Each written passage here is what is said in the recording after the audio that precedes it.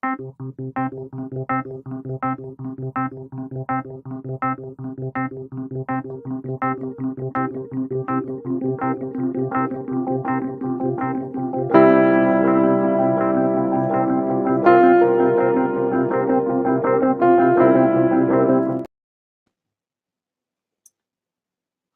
I'm Vinutha Mallya. I'm delighted to be the moderator of this evening's session of Talking Red Books. Today we are talking about this book, Knowledge as Commons Towards Inclusive Science and Technology. It's not often that you hear of the word inclusive in relation to science and technology. And so this is a very interesting evening for us to talk about these issues that bring science and technology together and look at it from the social relations and political economy of science and technology. And we have an eminent list of speakers here and the author, Prabir Purkayastha, I'm sorry. And so it's my pleasure to introduce the book to you.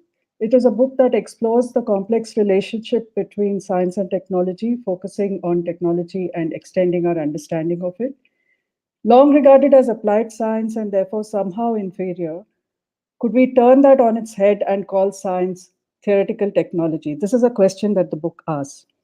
Science needs the artifacts built by technology to understand nature, which is its objective, and technology which bridges the gap between what is known and what isn't impacts science. Explaining the philosophy and conceptual independence of technology, the book also looks at the socio-political causes that drive a wedge between science and technology. And crucially, the author addresses the issue of ownership of knowledge, arguing that science and technology are the common heritage of mankind. I'd like to begin by introducing Prabir, the author of the book, Prabir Purkayastha. He is an engineer and a science activist in the power, telecom, and software sectors. He's a founding member of the Delhi Science Forum. He's co-author, along with Vijay Prashad, of Enron Blowout, Corporate Capitalism and Theft of the Global Commons, and along with Nainan Koshi and P.K. Bhadrakumar of Uncle Sam's Nuclear Cabin. He's co-editor with Indraneel Richachintan of Political Journeys in Health, Essays by and for Amit Sen Gupta. He's the editor of NewsClick.in. Welcome, Prabir. I'd also like to introduce our panelists today who will be speaking about the book. We have with us Professor Ramaswamy, who was at the School of Physical Sciences, Jawaharlal Nehru University from 1986 to 2018. From 2001 to 2018, he also held a concurrent position in the School of Computational and Integrative Sciences at JNU. From mid-2011 to early 2015, he was Vice Chancellor of the University of Hyderabad, also known as Hyderabad Central University. He retired from JNU at the end of October 2018 and is currently a visiting professor in the Department of Chemistry at IIT Delhi. We also have with us Professor Fred Magdoff. He's an emeritus professor of plant and soil science at the University of Vermont. He's an activist and a Marxist analyst. His areas of interest include agriculture and food, environment, and the US economy. He's the author and editor of numerous books, including Creating an Ecological Society with Chris Williams and What Every Environmentalist Needs to Know About Capitalism with John Bellamy Foster, both published by Monthly Review Press. Then we have Dr. Satyajit Rath. He's an eminent immunologist who is currently Professor Emeritus at Indian Institute of Science Education Research in Pune. He trained as a physician and a pathologist and has worked on mechanisms involved in the development and functioning of the human system. He was a member of the faculty at the National Institute of Immunology in New Delhi before his retirement. His current research is focused on the generation and activation of TB and antigen-presenting cells of myeloid lineage. So I'd like to begin by inviting Dr. Rath to talk about the relationship between science and technology and some of the themes that this book covers.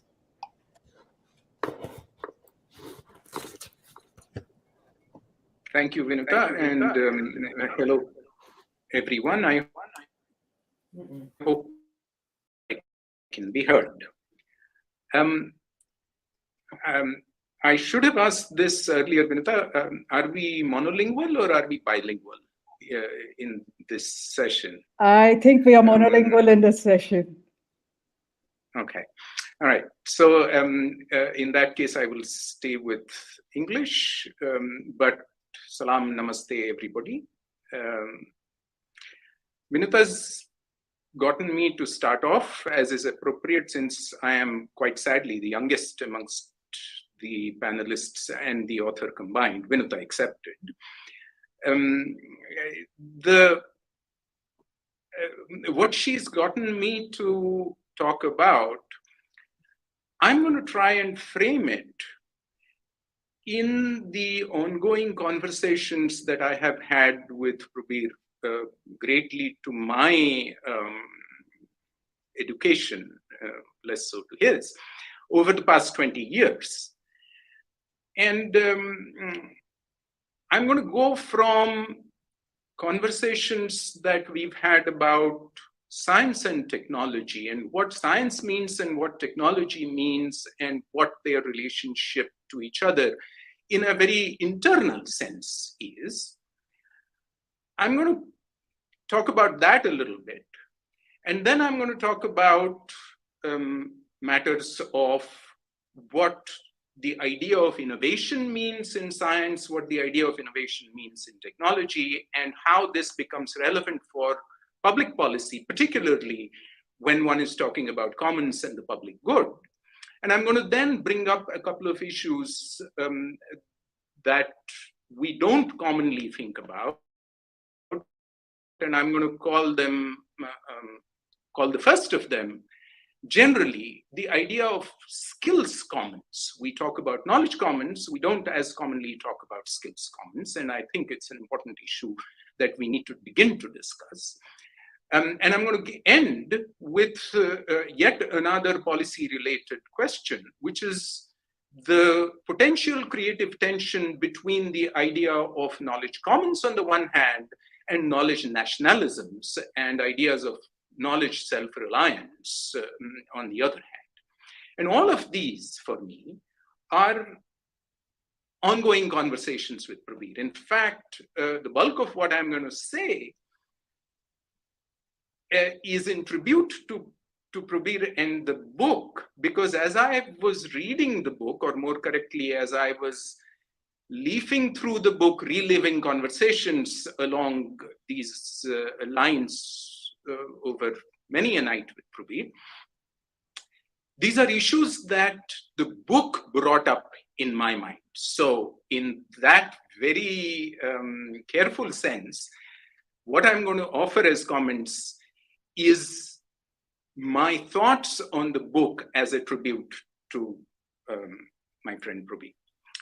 That said, here's what I'm going to start with. Prabir points out that we're talking about artifacts as the focus of the idea of technology. And it struck me, reading through Prabir's extended disquisitions on what artifacts mean and how they shape the directions of technology development and implementation, that in the word itself, very semantically, there is art and there is fact. And it's almost as though we are talking about art made fact. And an artifact is made to perform to order in a very predictive and predictable sense. You want the success of a technological artifact is that it reliably does what is expected of it when it is expected of it. And that's a remarkably interesting way for me to think about technology. It's interesting because partly semantically, art made fact and so on and so forth, which is a little self-indulgent, especially in a leftward conversation. But in addition, it provides me with a remarkably curious insight on the processes of science itself that probably doesn't comment on and yet gives me this to think about. And that is the following. Prabir talks about his unhappiness, which I share, that technology is referred to as applied science. And he points out a little gladiatorially that one can easily think about science as applied technology, which is perfectly correct. But here is an extension of that he and his book have gotten me to think about. And that is that in order to achieve the predictability of artifact performance that I just referred to, an artifact will do what is expected of it when it is expected of it. In order to achieve that, Prabir points out at various points in the book that artifacts tend to be sets of interlocking components that function reliably with each other. And it struck me that here is a technologist's insight into how to achieve predictability that can well be applied to the process of scientific discovery. I tend to put it in quotes because it is valorized, not because I think it's inaccurate. So here is a fundamental distinction that I think we need to make between empirical knowledge, which is simply observing facts, putting them in a correlative chain and inferring causality from correlation. Post hoc ergo propter hoc. If one thing happens after another, then the first thing causes the second, by and large. This is a major fallacy quite frequently that scientists stumble upon pretty much every day. But here's the problem.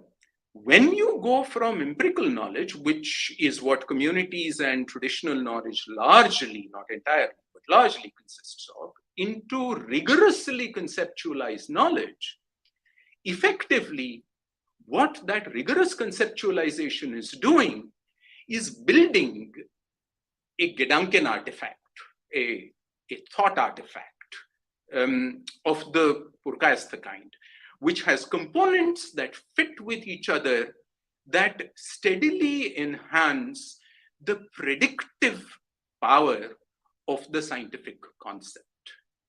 And in this very basic sense for me, and this is very personal beginning, Prabir's book provided a very curious insight on how thinking about technology illuminates for me how to think about my own science. And yet, Prabir points out, and I'm shifting to my next point, Prabir points out that innovations in science and innovations in technology are fundamentally distinct from each other. A practical consequence of that he does not discuss, and I'm now going to start poking at things that I think he does not discuss in a relatively short book, 200 and something pages. And that is, what sort of a perspective, attitude, mindset, and socio-political context enables minds to indulge themselves in innovating scientific concepts versus innovating technological artifacts? And how does one begin to make policy that facilitates these? And as soon as one thinks about how to make policy that facilitates these, one runs up against a basic fallacy in the R&D world that certainly in India, and I suspect as much as my knowledge goes the world over, is self-indulgent in the scientist community, namely the hubris of the scientific community that mindsets and attractions that lead to scientific innovation also lead to technological innovation. And I'm going to make the argument very briefly that it ain't so. That the notion of innovating an artifact to change nature is quite different from the mindset that asks the question, how does such and such happen?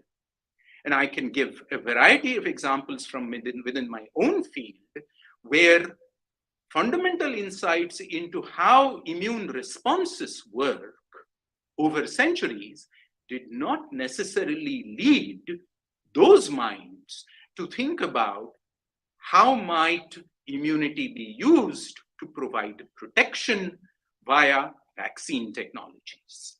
And I think that this is a fundamental distinction that Prabir's book alludes to or begins to imply but doesn't explore, that public policy needs to engage with. The two final points I want to make in this, I'm going to try and keep this really short, is the idea of skills. And Prabir makes a beginning in his book when he talks about the fact that intellectual property encompasses a whole slew of protected and enclosed commons, by and large knowledge commons, using the language of property rights and protection. And he points out that trade secrets and related issues are also part and parcel of the landscape. So I'm going to give an example that all of us are familiar with during the COVID pandemic, namely that there were 2.5 major vaccine platform technologies that ended up being successful across the world. And I'm calling them 2.5 because one was the mRNA technology-based category of vaccines, the NIH Moderna, the BioNTech Pfizer. There were the adenoviral vector vaccines, the Oxford GlaxoSmithKline one, the Chinese ones from more than one Chinese public sector company, as well as a whole range of Me Too vaccines.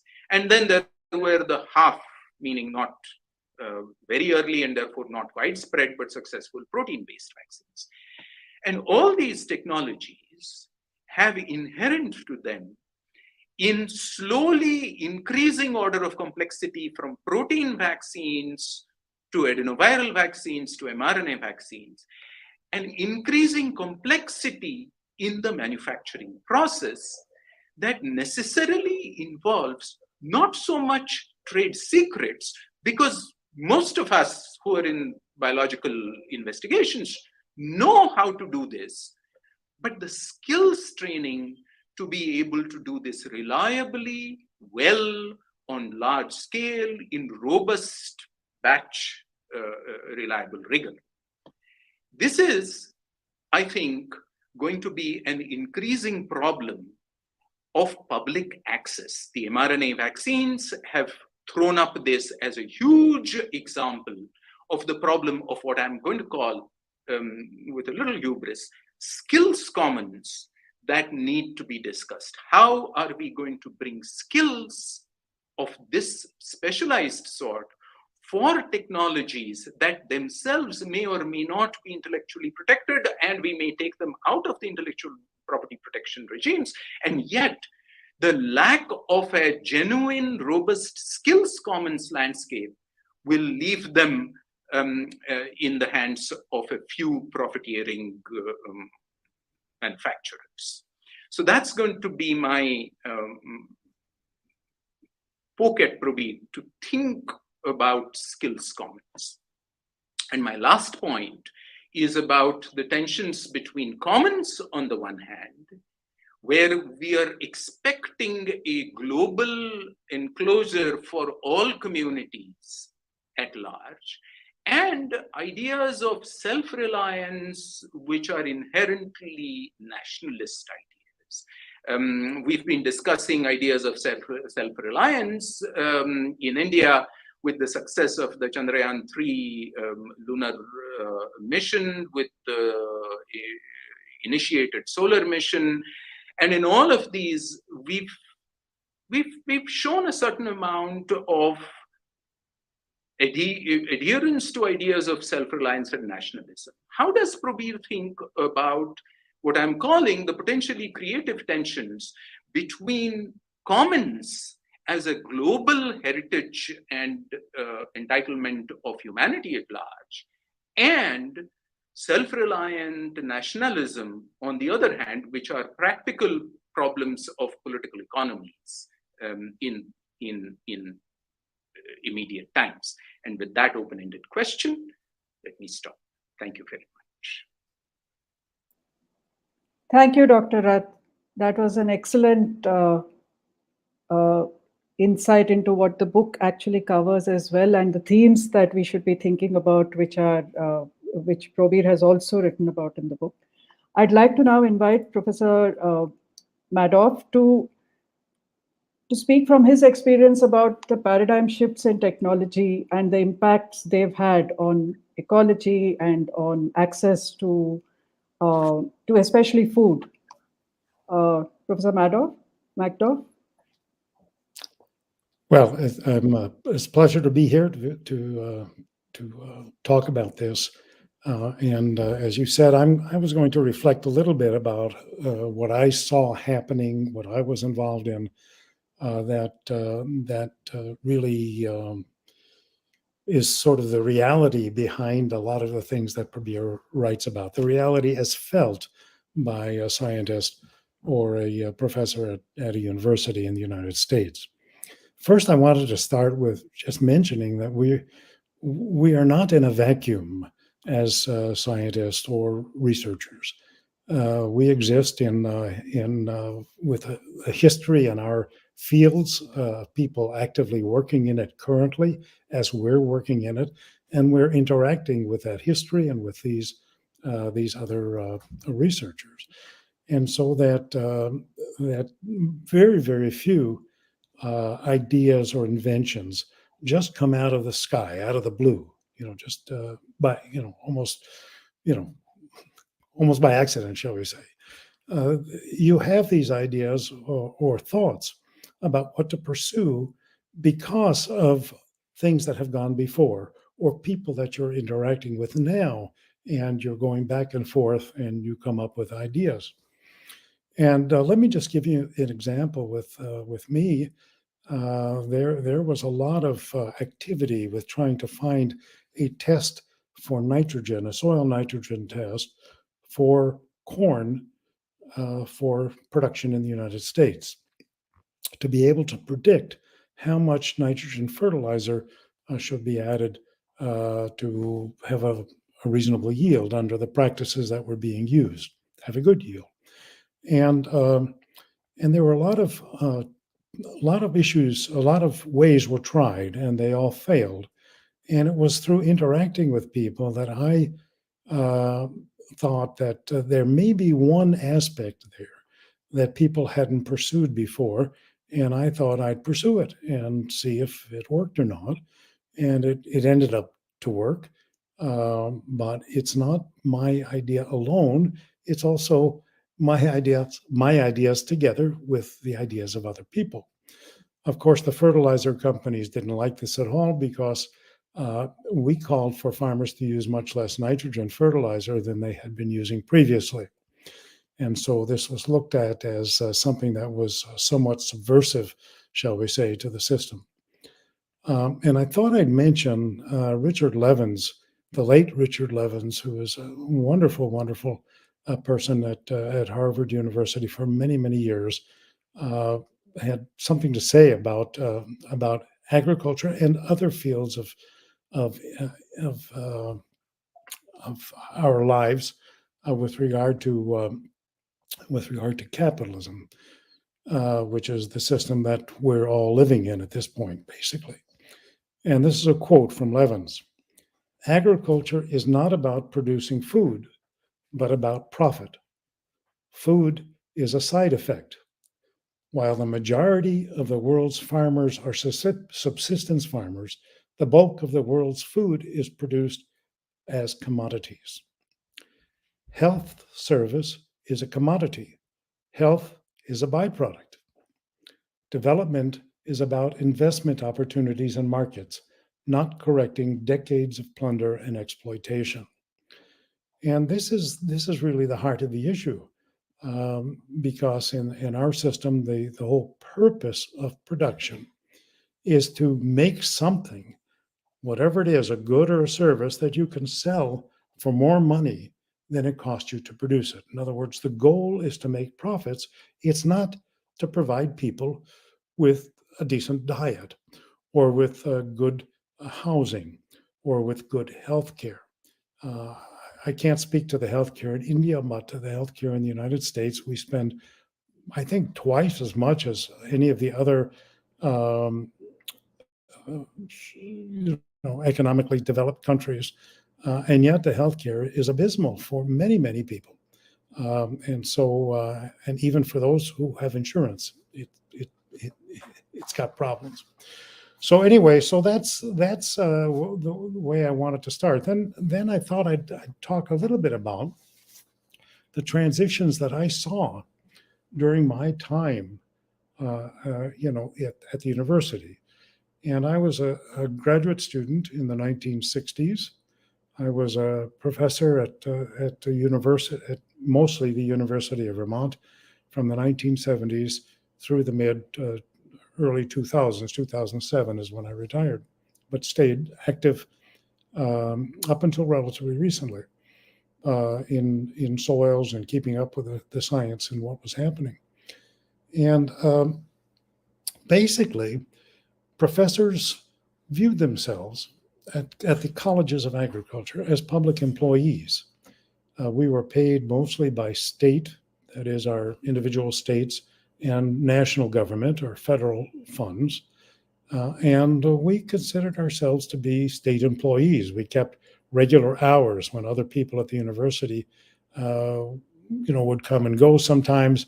We were expected to be there, during the regular working hours of the day, which happened to be 8 to 4:30.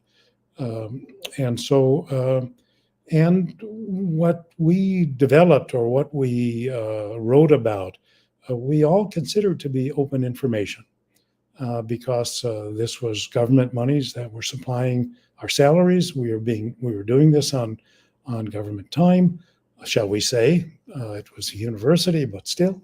And so the new varieties were developed, and they were out there. New varieties of crops were developed, and they were out there for anyone to use. Now, a lot of times private seed companies would pick it up and use it and reproduce the seed and sell it, and that was allowed, but it couldn't be patented, and it was not privatized in the sense of being able to exert exclusive ownership over it.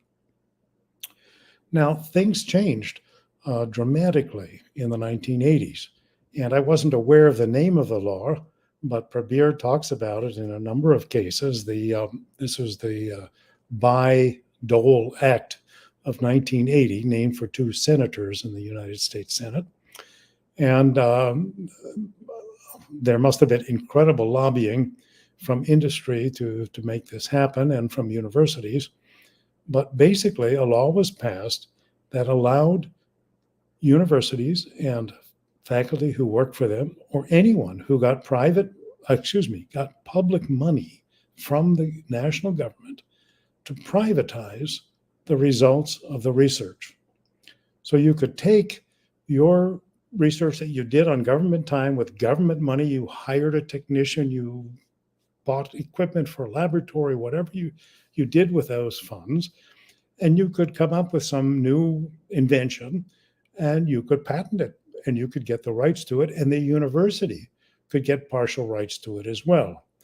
And so this was really the beginning of the corporatization of the universities in the United States. And it's gone very far after that. I mean, with the patenting of seeds, which I'll talk about in a second. And now students are no longer called students many times. They're called customers, like you're a customer at a McDonald's or whatever the equivalent is in India, a fast food restaurant or someplace else. You're a customer at a university if you're a student nowadays. So what happened was faculty, not all, of course, but some faculty started getting money to specifically look into things that they thought they could patent, whether it was, of use to a lot of farmers or not, it didn't make any difference, or the general public. And we had a faculty member in my department who was chair at the time, who went into a farmer's field and found a fungus that was attacking a weed, and he thought maybe he could commercialize that. So he brought the fungus back, and he got it to reproduce and got it to try to be more effective. He did things to stimulate it to be more, to infect better into the weed, and that could be used as an herbicide. And he ended up selling that to some company, and he bought himself a new car. Now the company was never able to commercialize it to the point where it was actually used in the field, but it's an indication of the incentives that were then happening at the university level. And then later, maybe 20 years later, once the GM seeds, the genetically modified seeds, were under development, you had the ability to patent seeds. That was not allowed before in the United States. You could patent cuttings from plants that you reproduced, like for apple trees or for other ornamental plants, but you could not patent seeds. Those had always been developed by public institutions, or even if they were developed privately, you could not patent them. Now that all changed again by tremendous amount of lobbying, by special interests, of course, so that by the turn of the 21st century, you could patent these seeds. And the major advantage of genetically modified seeds was that it simplified the role of the farmer.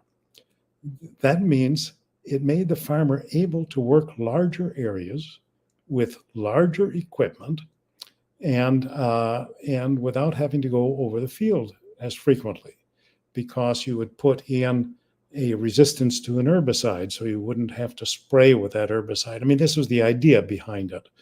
Those varieties that were introduced early did not yield any better, but they simplified the system, made it easier for the farmer. They could work larger areas of land, more hectares. Instead of some hundreds of acres, they could work thousands of acres by one individual, of course, with a lot of machinery and a lot of backup.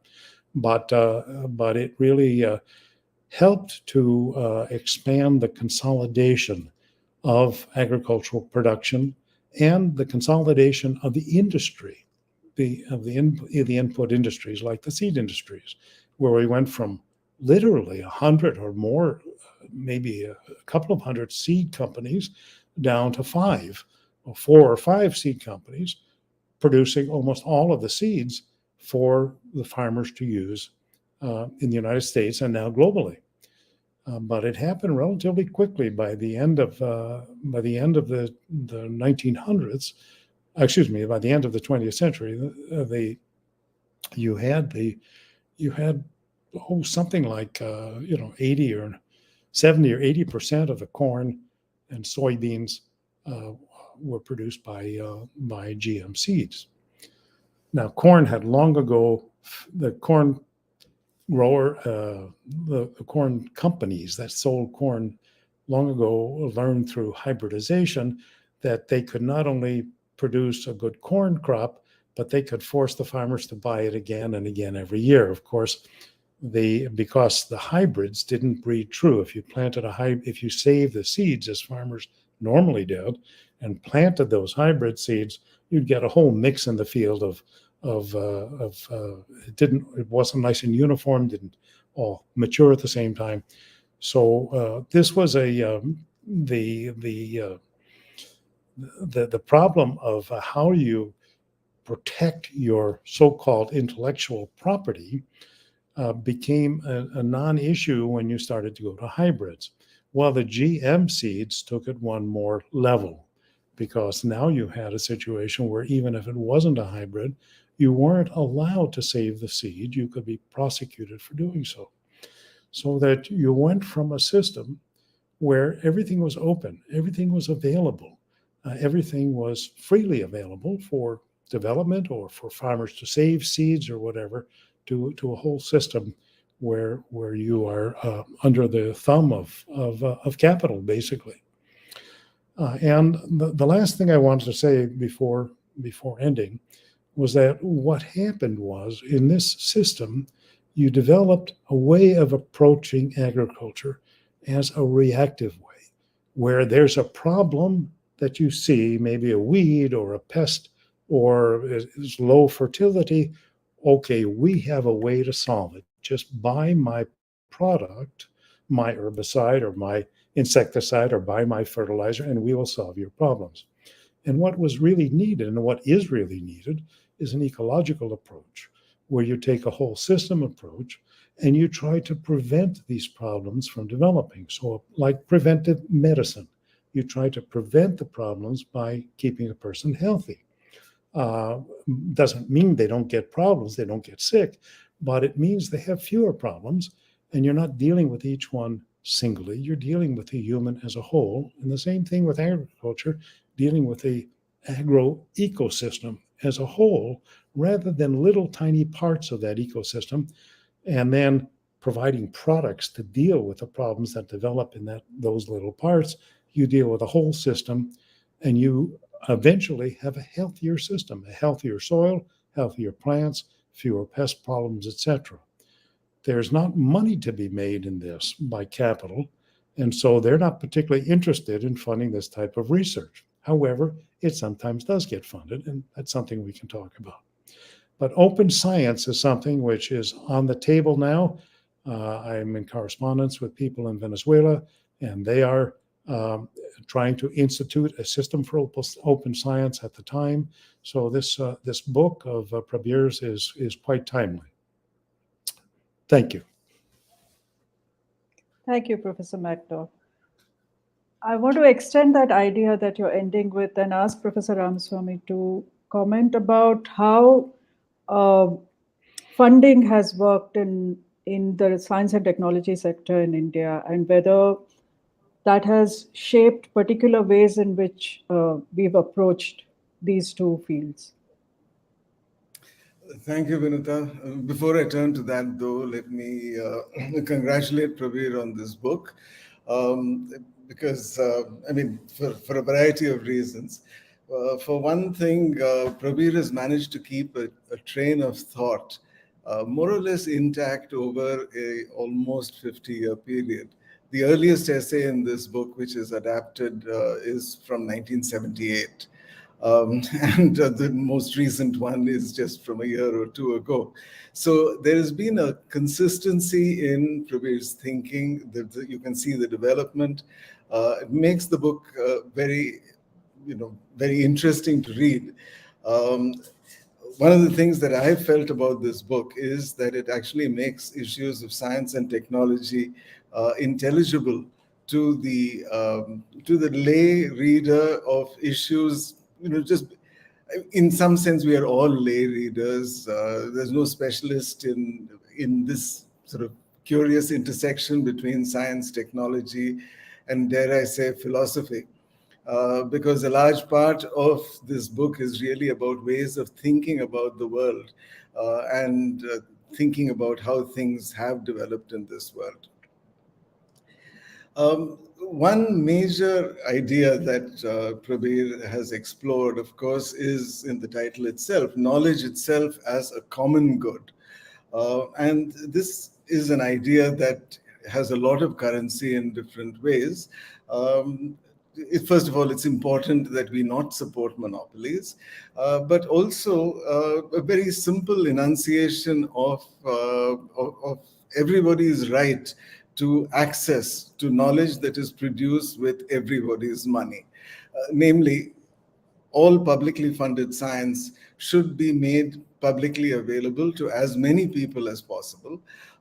This is something which is loosely called the access principle, and it's been written about most notably by John Wilinski many years ago. This whole idea that knowledge is a common good is, I like to think of at least, as part of The philosopher Akhil Bilgrami's observation, for want of a better word, that the human race is very anxious to share things about what it knows. This is what Bilgrami calls cognitive generosity. We have this urge to share information, knowledge. It comes out most currently as TikTok videos, but in general, as humans, we have this urge to communicate and share our knowledge with each other. And this is something which, of course, flies against the face of profit. So most companies don't like this open sharing. And this is something that we have to face in our country, as other nations have faced it in the past. As Professor Magdoff just was telling us about how in the United States, many academics are not only they're not only permitted, they're virtually encouraged to use publicly funded research to set up private companies and to then further the cause of either medicine or agriculture or what have you, again in the interests of companies that may then go out and sell things to farmers. But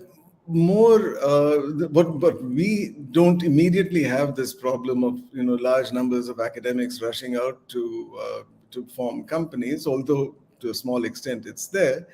But what I think we are going to have to cope with is how science gets funded in our country. Already we've seen a new education policy, the National Education Policy of 2020, and there is a complete restructuring of the governance of higher education in our country. Most notably, the National Research Foundation, or the NRF, has been set up very recently. And its very structure seems to suggest that knowledge production will, in a very practical way, be guided by governmental policies. And one has to wait to see how it comes through.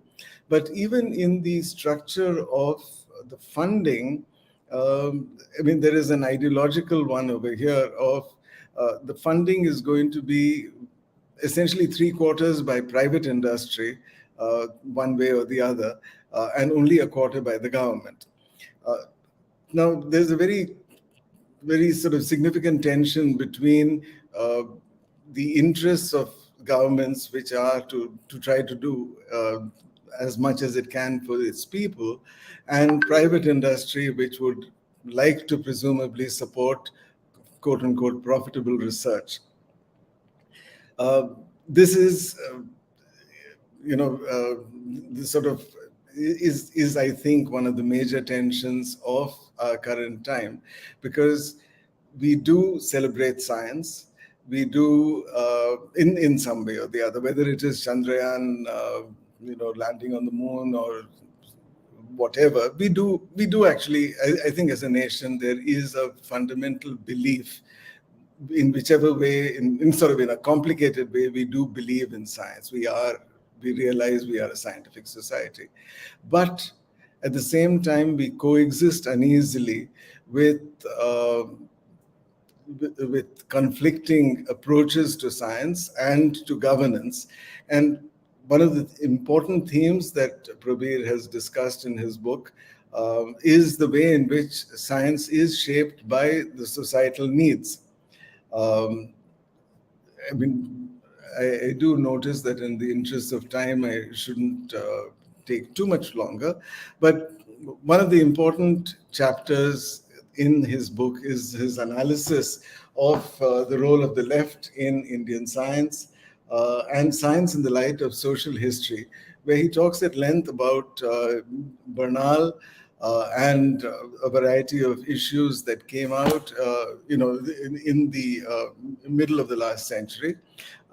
This had repercussions in India also because Bernal was an important figure. He visited India several times, and Haldane eventually became an Indian. So both of these were important leftists, very important scientists, and yet they were not able to. They didn't have as much of a following among the scientists in India as one might have thought. One exception, of course, was D.D. Kosambi, with whose quotation this book starts, which of course made me already like the book, even without having read more than a page, where Kosambi defines science as the cognition of necessity. This tellingly, Kosambi's quotation is from a book of his, a collection of essays known as the Exasperating Essays. Prabir's collection of essays is not exasperating, but they are very thought-provoking, and let me just say that, if I were to call this, give it an alternative title, I would say inciting essays. Congratulations again, Prabir. And I need to take, there will be interesting things to talk about, particularly to do with what happens when society's needs are not the interests of the scientists necessarily. How does one encourage science to proceed along useful directions? So with that, let me stop and yeah. Thank you, Professor Ramaswamy. I'd like to ask Prabir how he'd respond to the alternative title that you've suggested, which is Inciting Essays. Prabir, can we please have you respond to that? You're on mute.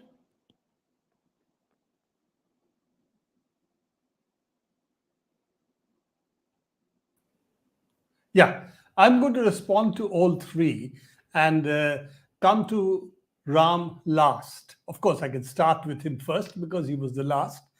So, but I'll do it in the other way, in the reverse way. One is that I think people have been very kind to me over here, and I think much too kind for my good.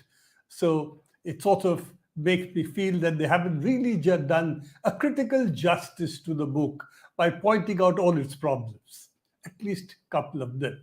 But nevertheless, I will take their generosity as given and go into what some of the issues have been. I'm not going to respond to all of it because that would be really another hour. Hopefully, I will stop in about 15 minutes.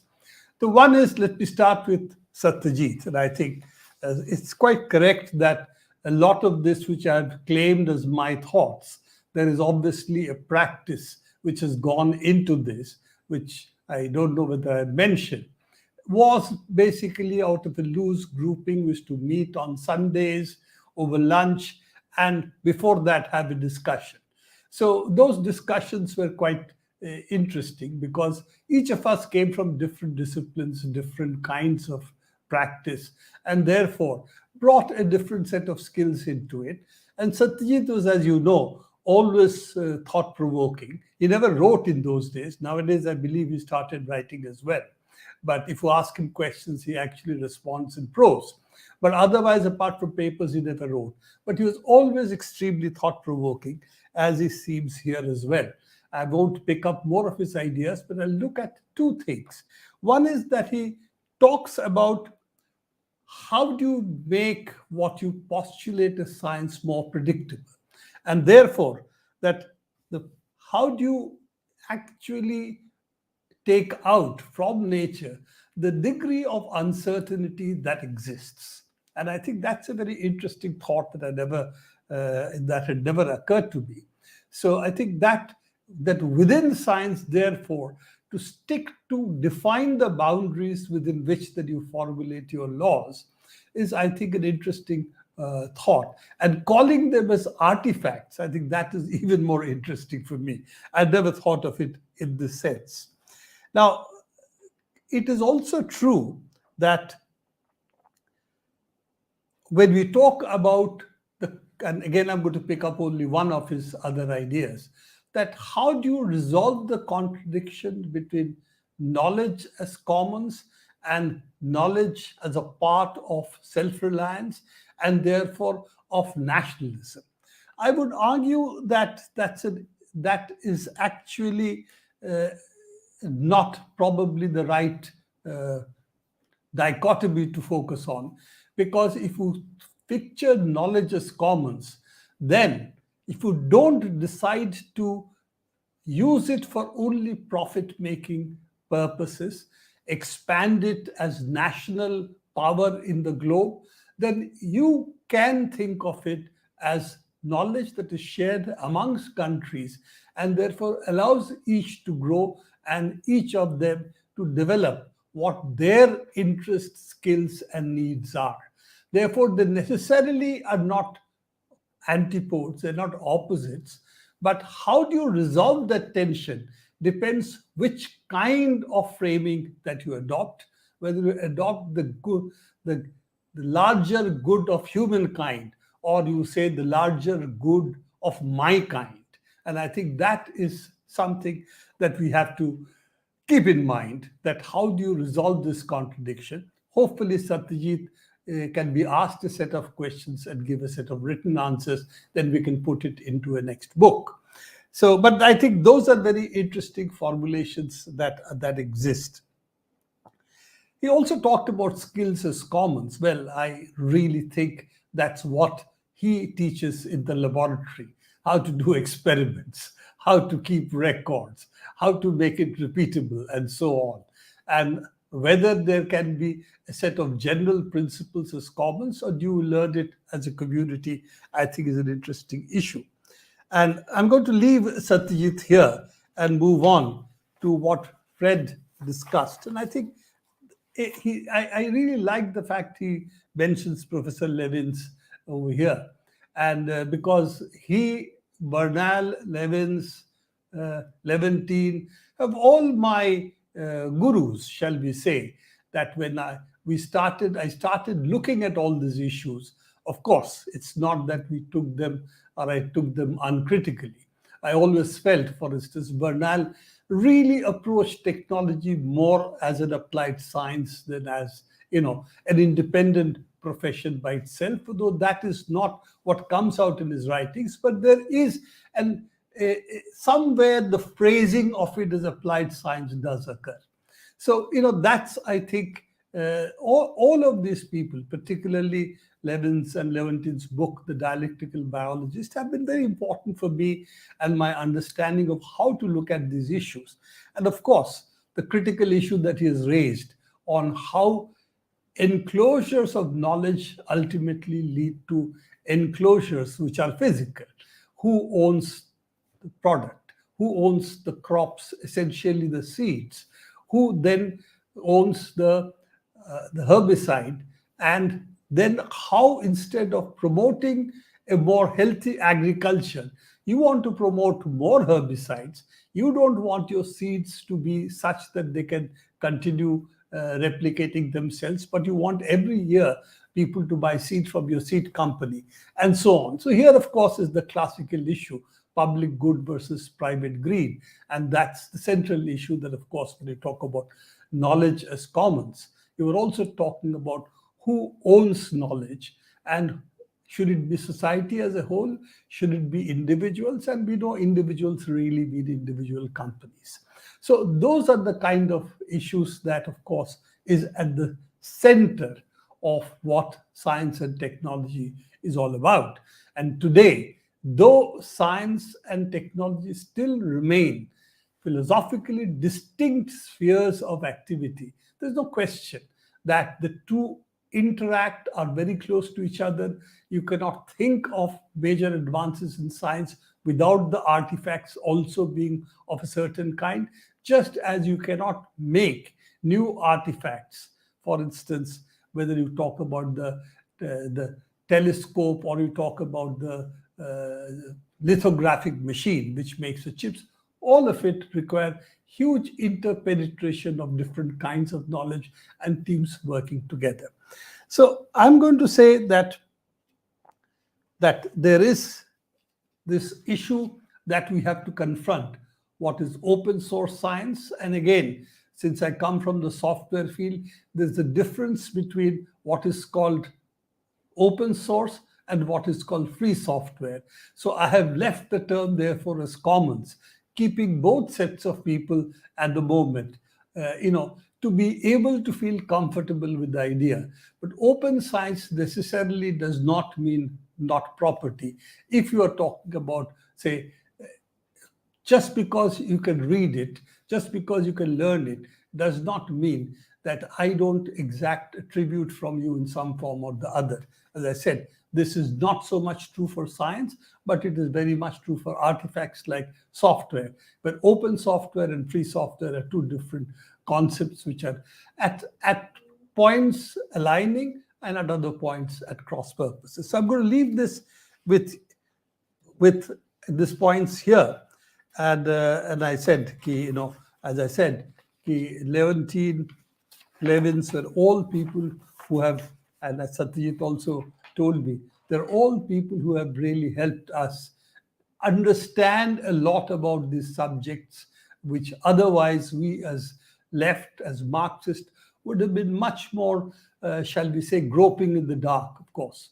What we owe is, of course, we owe to the people who have gone before us. Now,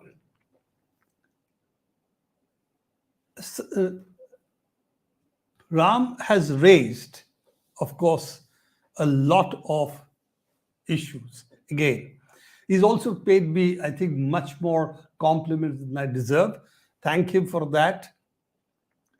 I'm only again going to talk about the fact that what is the issue for education? And education today, of course, is closely aligned with knowledge we produce in the universities, also the product we produce in the universities, namely the students. And if the students have to pay, which they do today in private universities, which unfortunately are attracting good students because the other education system, for instance, Jawaharlal Nehru University, other university systems, seem to under all kinds of attack. So good minds may not find it a conducive space. Seems to be one of the issues. Unfortunately, it also means people going abroad or going to private institutions. So therefore, education itself becoming a commodity is clearly an issue. But here, much more narrowly focusing on that if research is going to be driven by companies, what happens? 3/4 private, and as you know, this 3/4 private is notional, but it will be a significant of public investment in different forms will go into it as well, though it will be called 1/4. The reality is that who drives the agenda and who gets to use the products of that. Now, here is the technical issue, which can be narrowly focused, which is that earlier there was an attempt in India to reproduce the Bayh-Dole Act. At that time, there was enough political support for that science and technology, which is coming out of public domain universities, public domain institutions, should not be privatized. But now that this kind of new education policy is being formulated, where they are going to shell out supposedly the 3/4 of the money and the government 1/4 of the money, then it means putting them in the driver's seat. And that is going to then lead to all the problems that Fred had talked about, which has taken place in the US universities and also now across the globe. And I think that is an arena of struggle. That means knowledge as commons remains for the university system, for the colleges, for the science institutions, the research laboratories, an arena of struggle where we have to see how to expand the commons rather than let it shrink as the attempts seem to be. And I think there is going to be more a global, shall we say, upsurge of such things that have to take place, and a moving away from the kind of neoliberal bankruptcy that we have been following across the globe. And how that happens is going to be the challenge that all of us will face.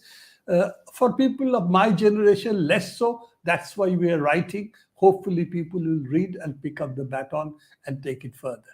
So with this, I'm going to close my contributions to what I had to respond to, though it has not been a full response because that would have taken a lot more time.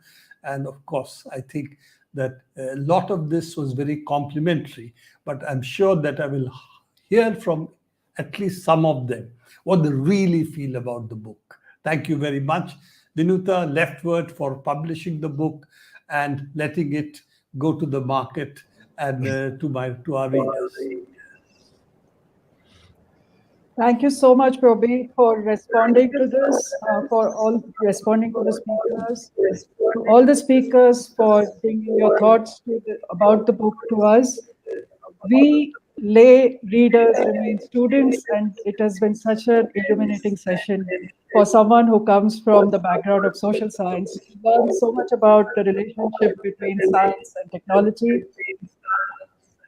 And I'd like to invite all the viewers here to buy a copy of the book, Knowledge as Commons Towards Inclusive Science and Technology by Prabir Purkayastha, published by Leftword Books. You can find a copy on www.leftword.com, at the Mayday Bookstore in Delhi, and a select list of independent bookstores all around the country. Please buy your copy today. Thank you all for joining us, and I wish you all a good night and hope to see you soon for another Thank you. discussion. Thank you. Thank you all. Bye-bye. Thank you all.